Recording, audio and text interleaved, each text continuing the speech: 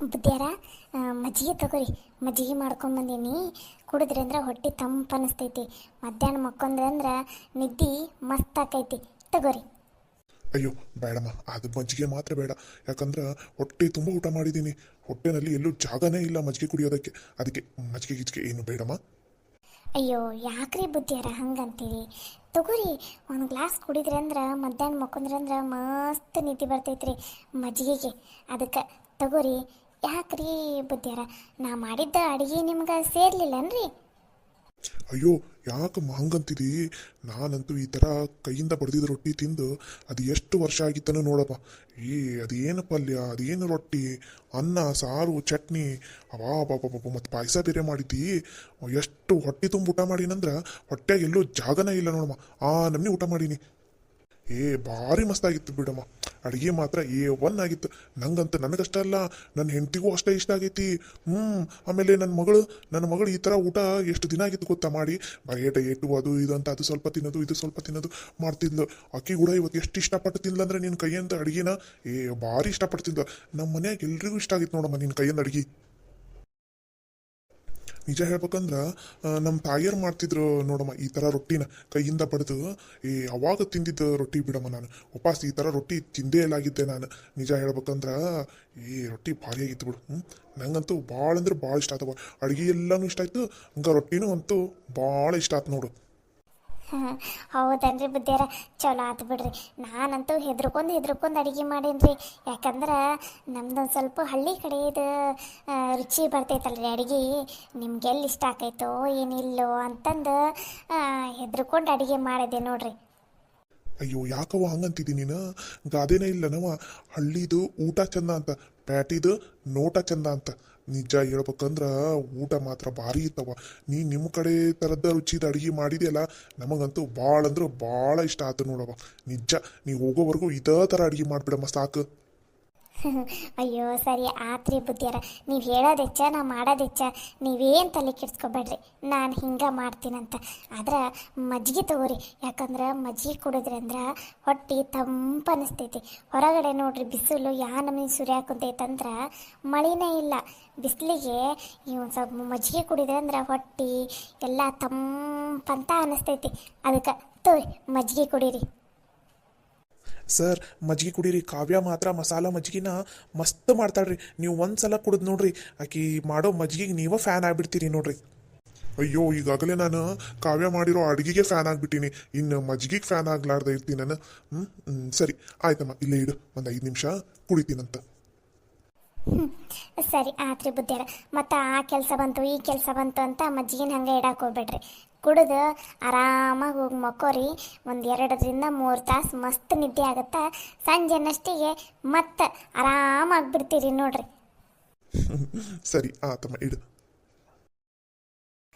ಸರಿ ರೀ ಬುದ್ಧಿಯಾರ, ನನ್ನೊಂದು ತಟೆಗೆ ಕೆಲಸ ಐತಿ, ನಾ ಹೋಗ್ತೀನಿ ರೀ. ಸರಿ ಆತಮ್ಮ. ಸರ್ ನೀವು ಮಜ್ಜಿಗೆ ಕುಡಿದು ರೆಸ್ಟ್ ಮಾಡಿ. ನಂದು ಒಂದು ಸ್ವಲ್ಪ ಕೆಲಸ ಇದೆ, ನಾನು ಹೋಗ್ತೀನಿ. ಇರು ಅರುಣ್, ನಿನ್ನ ಹತ್ರ ಒಂದು ವಿಷಯ ಮಾತಾಡಬೇಕಾಗಿತ್ತು. ಹೌದಾ ಸರ್? ಸರಿ, ಇವಾಗಲೇ ಹೇಳ್ತೀರಾ ಅಥವಾ ರೆಸ್ಟ್ ಗಿಸ್ಟ್ ಮಾಡಿ ಬಂದು ಸಾಯಂಕಾಲ ಮಾತಾಡ್ತೀರಾ? ಇಲ್ಲ ಇಲ್ಲ, ಇವಾಗೇನು ನಾನೇನು ಫ್ರೀನೇ ಇದ್ದೀನಿ, ಮಾತಾಡ್ತೀನಿ ಈಗಲೇ. ಸರಿ ಹೇಳಿ ಸರ್. ಅರುಣ, ನಿನ್ನಿಂದ ನಮಗಂತೂ ಭಾಳ ದೊಡ್ಡ ಉಪಕಾರ ಆಗೈತಿ ನೋಡಪ್ಪ. ಏನು ಸರ್ ಅಂಥ ದೊಡ್ಡ ಉಪಕಾರ ನನ್ನಿಂದ ಆಗಿರೋದು? ಮತ್ತೇನರುಣ, ಎಂಥ ಚಲೋ ಅಡುಗೆ ಮಾಡ್ತಾರ ಅವ್ರು ಕಾವ್ಯ. ಮತ್ತು ಹಂಗೆ ಅವ್ರ ಗಂಡ ಕೂಡ ಎಷ್ಟು ಚೆನ್ನಾಗಿ ಕ್ಲೀನ್ ಮಾಡ್ತಾರೆ, ಎಷ್ಟು ಚೆನ್ನಾಗಿ ಕೆಲಸ ಎಲ್ಲ ಮಾಡ್ತಾರೆ. ಎಲ್ಲಿಂದ ಹುಡ್ಕೊಂಬಂದಿಯಪ್ಪ? ನಿಜ ಹೇಳ್ಬೇಕಂದ್ರೆ ನಮಗೆ ಈ ಮನೆಗೆ ಈ ಥರ ಕೆಲಸದವ್ರು ಬೇಕಾಗಿತ್ತು ನೋಡಪ್ಪ. ಅಂದ್ರೆ ಕೆಲ್ಸಕ್ಕೆ ಬರೋರು ಅವ್ರದ್ದ ಮನೆ ಅಂತ ತಿಳ್ಕೊಂಡು ಏನು ಕೆಲಸ ಮಾಡ್ತಾರಲ್ಲ, ಅವ್ರು ಮಾಡೋ ಕೆಲಸ ಅಚ್ಚುಕಟ್ಟಾಗಿರ್ತೈತಿ ನೋಡಪ್ಪ. ಈಗಲೂ ಕಾವ್ಯ ಅಡುಗೆನ ಹೆಂಗೆ ಮಾಡಿದಂದ್ರೆ ಅವ್ರ ಮನೆಯವರಿಗೆ ಹೆಂಗೆ ಪ್ರೀತಿಯಿಂದ ಅಡುಗೆ ಮಾಡ್ತಾರಲ್ಲ, ಹಂಗೆ ನಮಗೂ ಕೂಡ ಅಷ್ಟೇ ಪ್ರೀತಿಯಿಂದ ಅಷ್ಟೇ ಚಲೋನತ್ತಂಗ ಅಡುಗೆ ಮಾಡಿದ್ದು. ಹಂಗಾಗಿ ಅಡುಗೆ ಮಾತ್ರ ಭಾಳ ಅಂದ್ರೆ ಭಾಳ ಚಲೋ ಐತೆ ನೋಡಿ, ನಮಗಂತೂ ಭಾಳ ಇಷ್ಟ ಆಯ್ತು. ಓ ಹೌದಾ ರೀ ಸರ, ಚಲೋ ಆತು ಬಿಡ್ರಿ. ಹಂಗಾರಿ ಸರ್ ಅವರಿಬ್ಬರು ಗಂಡ ಹೆಂಡತಿ ಯಾರ ಮನೆಗೆ ಹೋದ್ರೂ ಅದನ್ನು ಅವ್ರದ್ದ ಮನೆ ಅಂತ ತಿಳ್ಕೊಂಡು ಅಚ್ಚುಕಟ್ಟಾಗಿ ಕೆಲಸ ಮಾಡ್ತಾರೆ. ಎಲ್ಲ ಕಡೆ ಚಲೋ ಹೆಸರನ್ನು ತೊಗೊಂಡಾರಿ. ಎಲ್ಲಿ ಹೋದ್ರೂ ಇವ್ರು ಕೆಲಸ ಮುಗಿಸ್ಕೊಂಡು ವಾಪಸ್ ಮನೆಗೆ ಹೋಗೋ ಮುಂದೆ ಮತ್ತು ನಮ್ದು ಯಾವಾಗಾರು ಕೆಲಸ ಇದ್ರೆ ನಿಮ್ಮನ್ನು ಕರಿತೀವಿ, ನೀವೇ ಬರ್ಬೇಕು ನೋಡಂತಂದು ಹೇಳಿ ಕಳಿಸ್ತಾರೆ ರೀ. ಹೌದಾ? ನಿಜ ಬಿಡು, ನಿಜ. ಯಾಕಂದ್ರೆ ಅವ್ರು ಅಷ್ಟು ಚಂದ ಕೆಲಸ ಮಾಡ್ತಾರೆ. ಅದಕ್ಕೆ ನಾನು ಒಂದು ನಿರ್ಧಾರ ತೊಗೊಂಡಿನಿ. ಅದಕ್ಕೆ ನೀನು ಹೆಲ್ಪ್ ಬೇಕಾಗಿತ್ತು ನನಗೆ. ಅಯ್ಯೋ ಸರ್, ಇದೇನಿದು ಹೆಲ್ಪ್ ಗಿಲ್ಪ್ ಅಂತ ಕೇಳಾಕುಂತೀರಿ, ಅದೇನು ಅನ್ನೋದು ಹೇಳಿ ಸರ್. ಅದು ಇವಾಗ ಒಂದು ವೀಕಿಗಂತ ಏನು ಬಂದಿದ್ದಾರಲ್ಲ ಈ ಆನಂದ್ ಮತ್ತು ಕಾವ್ಯ, ಅವರು ಪರ್ಮನೆಂಟಾಗಿ ಇಲ್ಲೇ ನಮ್ಮ ಮನೆಯಲ್ಲಿನೇ ಇದ್ದು ಬಿಡಲಿ ಕೆಲಸದವರಾಗಿ. ಏನು ಹೇಳ್ತಾ ಇದ್ದೀರಾ ಸರ್ ನೀವು? ಹ್ಞೂ ಅರುಣ್, ನೀನು ಯಾಕೆ ಇಷ್ಟೊಂದು ಶಾಕ್ ಆಗಿದೀಯಾ? ಅವ್ರ ಕೆಲಸ, ಅವ್ರ ಗುಣ ಎಲ್ಲ ನನಗಂತೂ ಭಾಳ ಇಷ್ಟ ಆಯಿತು. ಅದಕ್ಕೆ ಅವ್ರು ಸುಮ್ಮನೆ ಅಲ್ಲಿ ಇಲ್ಲಿ ಎಲ್ಲ ಅವ್ರ ಮನೆಯಲ್ಲಿ ಇವ್ರ ಮನೆಯಲ್ಲಿ ಅಲ್ಲಿ ಇಲ್ಲಿ ಯಾಕೆ ತಿರ್ಗಾಡೋದು, ಇನ್ಮೇಲೆ ಇಲ್ಲೇ ನಮ್ಮ ಮನೆಯಲ್ಲಿನೇ ಕೆಲಸ ಮಾಡ್ಕೊಂಡಿದ್ದು ಬಿಡಲಿ ಬಿಡು. ಸರ್, ನಮ್ಮ ಬಾಸಿಗೆ ಸ್ಯಾಲ್ರಿ ಕೊಡ್ಬೇಕಂದ್ರೆ ನೀವು ಈ ಆಸ್ತಿನ ಮಾರ್ಬೇಕಂತ ಅನಿಸ್ತೈತಿ. ಯಾಕೆ ಅರುಣ್, ಏನೋ ಯೋಚನೆ ಮಾಡ್ತಾ ಇದೀಯಾ? ಅದು ಹಾಗೇನಿಲ್ಲ ಸರ್.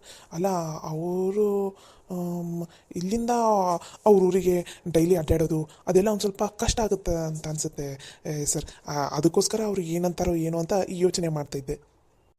ಏನು ಅರುಣ್, ನಿನಗೇನಾದರೂ ತಲೆಗಿಲೆ ಏನಾದರೂ ಕೆಟ್ಟಿದೆನಾ? ಯಾಕೆ ಸರ್ ಹೀಗಂತ ಇದ್ದೀರಾ? ಅಲ್ಲ, ಅವ್ರು ನಮ್ಮ ಮನೆಯಲ್ಲಿ ಕೆಲಸಕ್ಕಿದ ಮೇಲೆ ಅವ್ರು ಯಾಕೆ ಡೈಲಿ ಊರಿಗೆ ಇಲ್ಲಿಗೆ ಅಪ್ ಆ್ಯಂಡ್ ಡೌನ್ ಮಾಡಬೇಕು? ಏನು ಬೇಡ, ನಮ್ಮದೇ ಕ್ವಾರ್ಟರ್ಸ್ ಇದೆ ಅಲ್ಲ, ಅಲ್ಲೇ ಇದ್ದು ಬಿಡಲಿ ಅವರು. ಅವರು ಇದು ಅಲ್ಲೇ ಇದ್ಬಿಟ್ಟು ಅವ್ರಿಗೆ ಅಡ್ಡಾಡೋದು ಖರ್ಚು ಕೂಡ ಉಳಿಯುತ್ತೆ. ಆಮೇಲೆ ಸಿಟಿನಲ್ಲಿದ್ದು ಮನೆ ಬಾಡಿಗೆ ಕಟ್ಟಬೇಕಪ್ಪ, ರೇಷನ್ ತಂದು ಹಾಕ್ಬೇಕಪ್ಪ, ಅದು ಯಾವ ಟೆನ್ಷನ್ ಇರೋದಿಲ್ಲ. ಯಾಕಂದರೆ ನಾವು 3 ಹೊತ್ತು ಊಟ ಕೊಡ್ತೀವಿ, ಆಮೇಲೆ ಸ್ಯಾಲ್ರಿ ಕೊಡ್ತೀವಿ, ಆಮೇಲೆ ಅವ್ರು ಇರೋದಕ್ಕೆ ಮನೆ ಫ್ರೀ, ಎಲ್ಲ ಫ್ರೀ. ಅವರಿಗೂ ಆರಾಮಾಗಿರ್ಬೋದು, ಅವ್ರಿಗೂ ಎಷ್ಟೋ ಅಷ್ಟು ರೊಕ್ಕನೂ ಉಳಿಯುತ್ತೆ. ಆಮೇಲೆ ನಮಗೂ ಒಂದು ಚಲೋ ಕೆಲಸದವ್ರು ಸಿಕ್ಕರು ಅನ್ನೋ ಸಮಾಧಾನನೂ ಇರ್ತೈತಿ. ನನಗಂತೂ ಅವ್ರ ಕೆಲಸ ಎಲ್ಲ ಭಾಳ ಇಷ್ಟ ಆಯಿತು. ನನಗಷ್ಟಲ್ಲ, ನಮ್ಮ ಮನೆಯಾಗಿರೋ ಎಲ್ರಿಗೂ ಇಷ್ಟ ಆಗೈತಿ.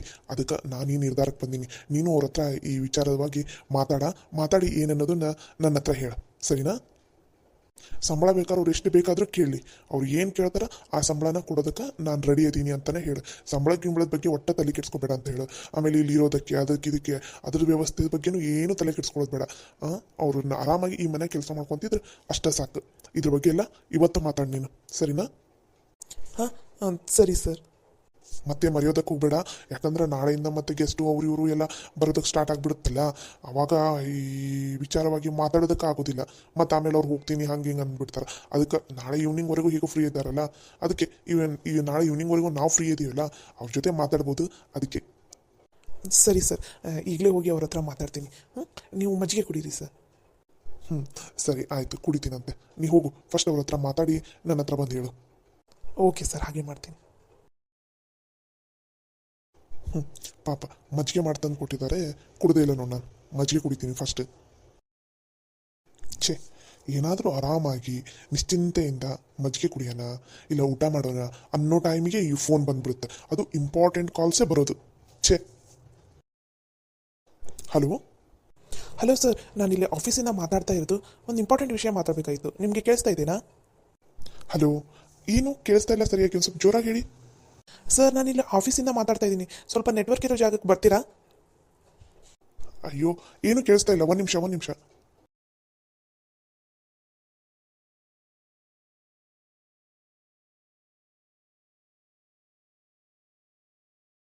ಕಾವ್ಯ ಅವರೇ, ಮೇಡಮ್ ಅವರು ಮಜ್ಜಿಗೆ ಕುಡಿದ್ರಾ?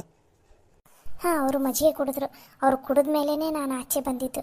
ಅಂದಂಗೆ ಇವರು ರಿಯಾ ಮತ್ತು ನಮ್ಮಣ್ಣ ಅವರೆಲ್ಲ ಹೊರಗಡೆ ಹೋದ್ರಾ? ನಿಮ್ಮ ಅಣ್ಣ, ನಿಮ್ಮ ಅತ್ತಿಗೆಮ್ಮ ಅವರೆಲ್ಲ ಹೊರಗಡೆ ಹೋದರು. ಅವ್ರದ್ದೇ ಇದು ರೂಮ್, ಅದಕ್ಕೆ ಕರ್ಕೊಂಡು ಬಂದಿದ್ದು ನಾನು ನಿಮ್ಮ ಮನೆಯಲ್ಲಿಗೆ. ಓ ಹೌದಲ್ಲ, ಮರ್ತೇ ಬಿಟ್ಟಿದೆ. ಅಂದಂಗೆ ಅವರು ಸರ್ ಇದು ಮಜ್ಜಿಗೆ ಕುಡಿದ್ರಾ?